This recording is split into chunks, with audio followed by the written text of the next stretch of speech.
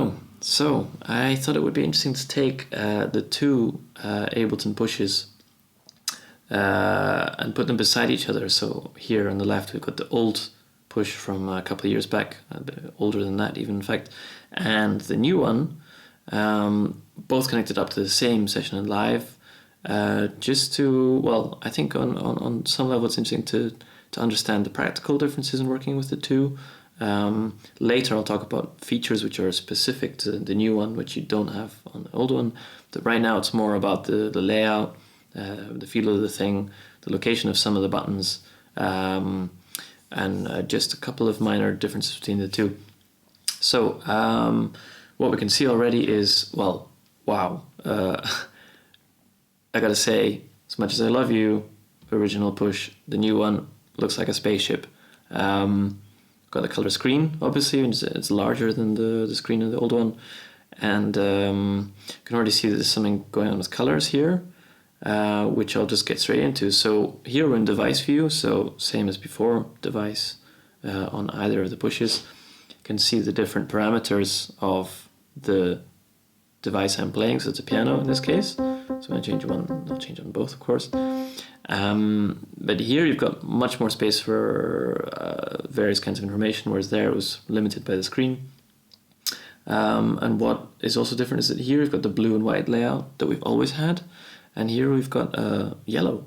Now, the way it works is that basically the coloring system of the tracks, so in Ableton Live, you are able to color each track or give each track a color.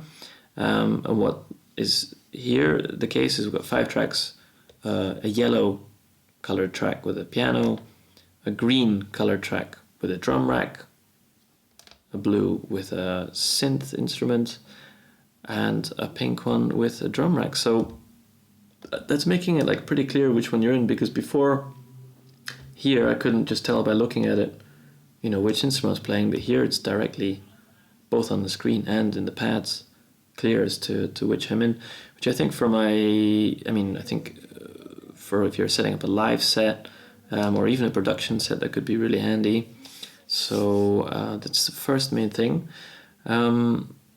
What we can also say straight away is that some buttons have left push and some extra ones have joined.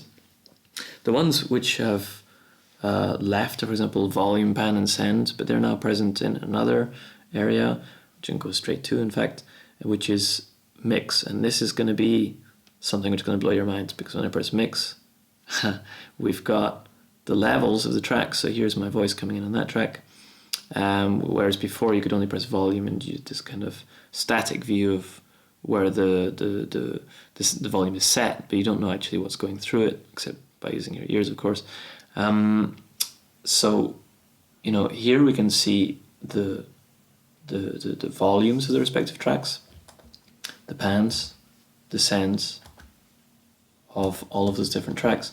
And if I press mix again on the new push, then it moves into a detailed view of the track itself that I happen to be on. So here's the volume of the piano, with then panning and the effect sends. As you can see, as before, they're touch sensitive, the knobs.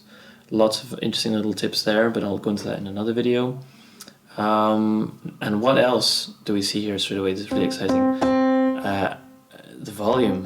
It's not just a static line. Let's say it shows you 2 pieces of information. So the body, the block basically shows you the RMS volume, which is, let's say, the average level of the volume going through that track, and the peak, the little line which stays just above, shows you what was the maximum peak of anything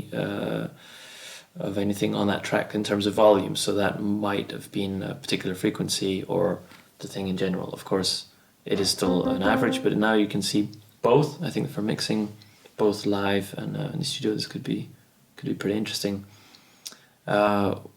Now, in terms of layout, there's a few things to talk about. Some things are pretty similar, so I'll go through them first. Tap tempo, metronome, they're in the same location. What else? undo, delete. They've not migrated very far. What has changed are the mute, solo, and stop clip, which are here on the right on the old push, but have moved here to the left. And then we have, that's a new button, so I'm going to talk about the moment. Quantize, same location, duplicate, more or less, fixed length, record, play, automation, on or off. You know what, while I'm here on the left, rather than flipping over, I'm going to talk about the new button, convert. This is an exciting one. This is one you're going to be using a lot on the new push.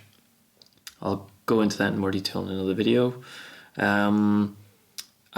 Do please subscribe if you want to see that video, or if you'd like to see any of the others. I'm going to try to make a few more, going into things a bit more detail. So yeah, there's a red button underneath the video on YouTube, and I'll try to put in a little clickable link somewhere. Anyway, here over on the right hand side, a few things are again the same, so masters in the same location. This area has changed quite a bit because, like I said before, volume, pan and send are gone because they're basically now contained in mix. Device is there. Track is also gone. That's again essentially taken care of by mix, so nice that things have been brought together in that sense. Clip is still there. Now what is quite different here is that the cursor keys have moved from the bottom right to up here, but we've also gained another cursor on the bottom right, which is effectively doing what octave up and octave down used to do, but is also usable in different scenarios where, for example, in session, if we would have, for example, more than 8 tracks, which I can probably just do like so. What it means is that you can now page right and page left. So before, if you wanted to do that on the old push, you had to press session and shift and then right, and then you could go to the different parts of the session view by block of 8. Whereas now, just press page, and we move along to the next 8 and back. So that's nice. Going back to note mode. There we go. What else? Layout. That is a thing which has changed. So if I go to the piano here, and let's delete perhaps a few of these extra conga drum tracks that I've made. I don't think I need so many. And get rid of the synth. That was there. One more conga. Okay, and we're back. Changed here is with the note mode, you don't press note as you did before to change between the different note modes. Use the layout button, and layout can also be used in conjunction with other modes. So basically in session mode you could also press layout to get an overview of the set. So this is a page of 8 instruments, or 8 tracks rather, just as we saw before when I was using page to move between them. So back to note mode, and I'm wondering if that doesn't mean that we won't also see other layouts for other modes on push in the future. I'll be curious to see if something comes from that. And more than that, you have, as before, with the recent changes in Live 9, you have 2 note modes for the drum rack. So here I've got some nice congas. If I press layout, now I get the 64 pad option. In this case, there are only 32 pads with notes in them. But you could, of course, fill it up with 64, move up and down the different areas.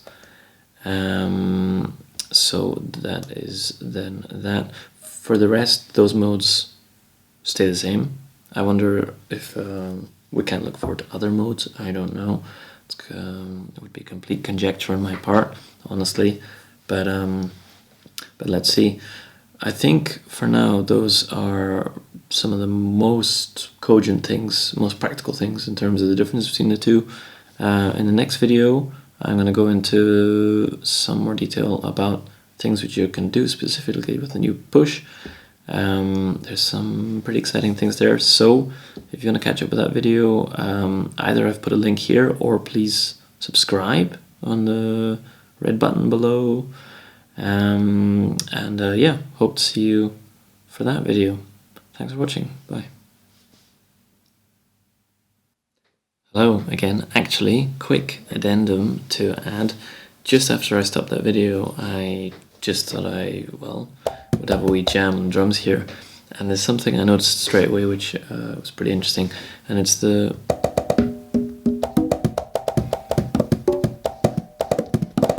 playability of the new push, which is quite different from the old one. So to really roll your fingers across the different keys is just not just not possible in the old one. And there's also something about the sensitivity which is different. Like here, okay, I can make some differences, but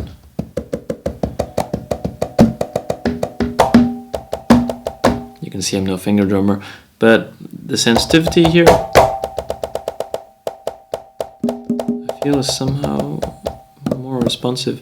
And what you now have, I mean, before you did have the option to change sensitivity here with some options, threshold, which you have to be quite careful with, and velocity curve.